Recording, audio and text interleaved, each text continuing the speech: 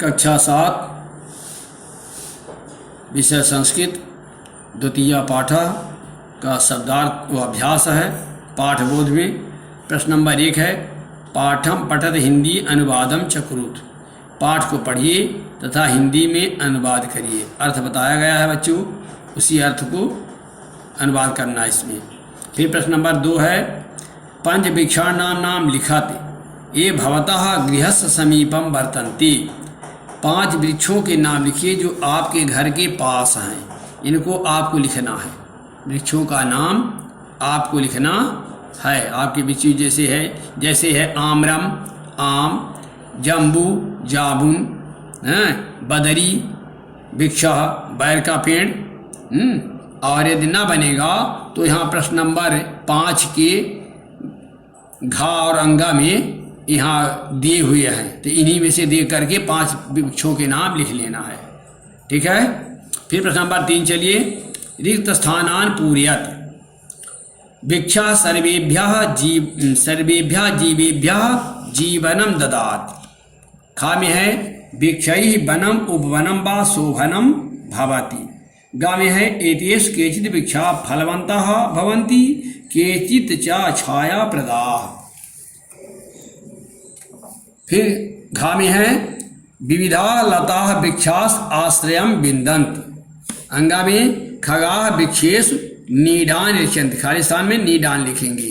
फिर चा में है, मधुमक्षिकाः पुष्परसम पिबन्ति। खाली स्थान में पुष्परसम लिखेंगे।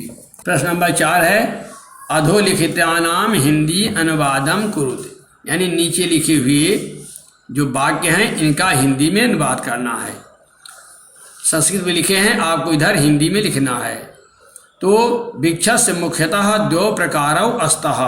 इसके सामने स्थान हमने इसलिए लिख दिया है। आप क्या करेंगे, अपनी कॉपी में एक लाइन में यहाँ संस्कृत लिखेंगे, उसके नीचे हिंदी लिख करके इनको इसका ये हिंदी जो है वह इसको अनुवाद लिखेंगे। 2 लाइन लिखेंगे, एक लाइन में नहीं आएगा तो 2 लाइन में बनाकर लिख लेंगे। तो वृक्षस्य मुख्यतः 2 प्रकारौ अस्तः। इसकी हिंदी होगी, वृक्ष के मुख्यतः 2 प्रकार हैं। खा है, एते वृक्षा छायाम अपयच्छन्ति। ये सभी वृक्ष छाया भी देते हैं। फिर गा है, एतेषु केचित् वृक्षा विशालाकारा भवन्ति। इसका अनुवाद हो जाएगा, इनमें से कुछ वृक्ष विशाल आकार वाले होते हैं। फिर घा है, विविधा लता वृक्षस्य आश्रयं विन्दन्ति। विविध लताएं वृक्ष का आश्रय प्राप्त करती हैं। प्रश्न नंबर 5 है,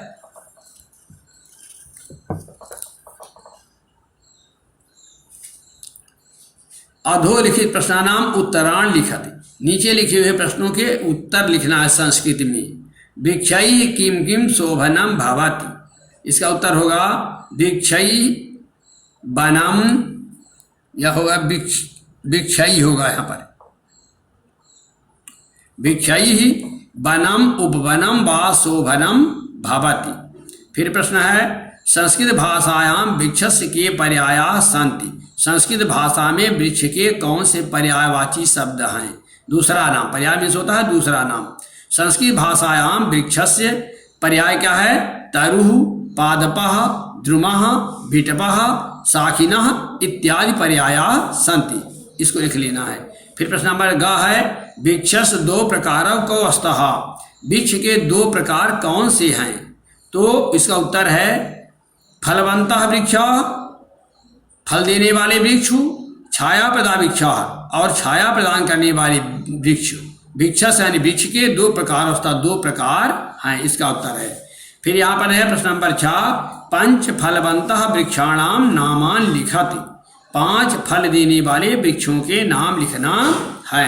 इसका उत्तर है, आम्र वृक्ष, जम्बू वृक्ष, बदरी वृक्ष, तूद वृक्ष, नारिकेल वृक्ष व फलप्रदा वृक्षा सन्ति। ये जो हैं ये फल प्रदान करने वाले वृक्ष हैं।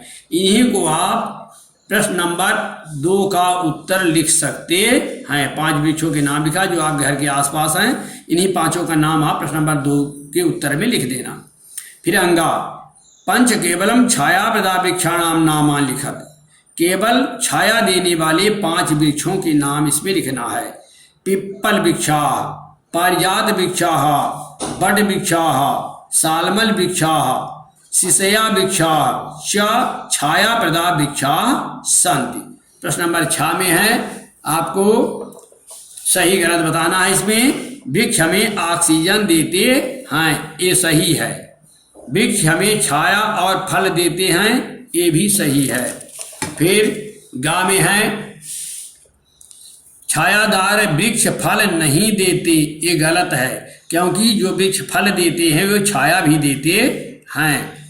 फिर घा है, वृक्ष सूर्य के प्रकाश में अपना भोजन बनाते हैं, ये सही है।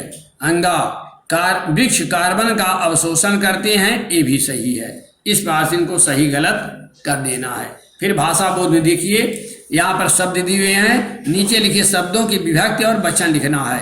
इधर शब्द दिए हुए हैं आपके किताब में, विभक्ति और वचन लिखना है इनका। जैसे वृक्ष से है, खष्टी विभक्ति एक वचन है, खगाह का है प्रथमा विभक्ति है, अब बहुवचन है। गा में है वृक्षेश सप्तमी विभक्ति, अब बहुवचन है।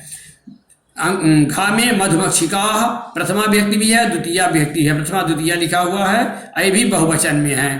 फलवंता प्रथमा विभक्ति में है और बहुवचन में है। अब यहाँ पर प्रश्न नंबर 2 है, वृक्ष शब्द से रूपाण लिख दे। वृक्ष शब्द के जो है प्रथमा विभक्ति से लेकर संबोधन विभक्ति तक के एक वचन, द्विवचन और बहुवचन तीनों वचनों में वृक्ष का रूप लिखना है। ये वृक्ष का रूप दिया हुआ है, इसको आप लिख लेंगे और इसको याद भी करना है। फिर दूसरा देख लीजिए, रचनात्मक कार्य।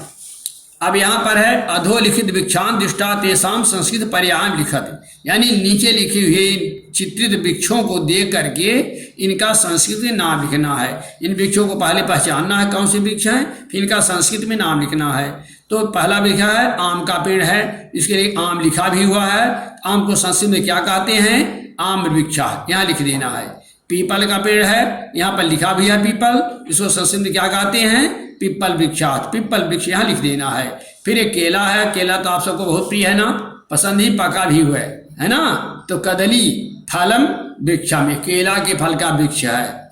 फिर है प्रश्न नंबर 2 है, वृक्षाणाम उपयोगिता विषय संस्कृते पंचवाक्यान लिखत। वृक्षों की उपयोगिता के विषय में आपको संस्कृत में 5 वाक्य लिखना है। प्रश्न नंबर 1, इसमें 1 नंबर लिखिए, पहला वाक्य, वृक्षा ऑक्सीजन दत्ता जीवेभ्य जीवनम यक्षन्ति। दूसरा लिखिए, एते कार्बनम अवशोषयन्ति वातावरणम च शुद्धम कुर्वन्ति। तीसरा है, एते खगेभ्य आश्रयम यक्षन्ति। चौथा है, एते आवश्यक वस्तून काष्ठम च यक्षन्ति। 5वां है, आत्मम हत्ता शैत्यम च यक्षन्ति। आत्मा माने गर्मी, हत्ता माने हर करके, शैत्य माने शीतलता, यक्षन्ति माने देते हैं। इस बात से आपका जो है तो दूसरे पाठ के प्रश्नोत्तर पूरे हो गए। इनको आप कॉपी में लिखेंगे और इनको याद करेंगे। इति पाठः सुप्रभातम।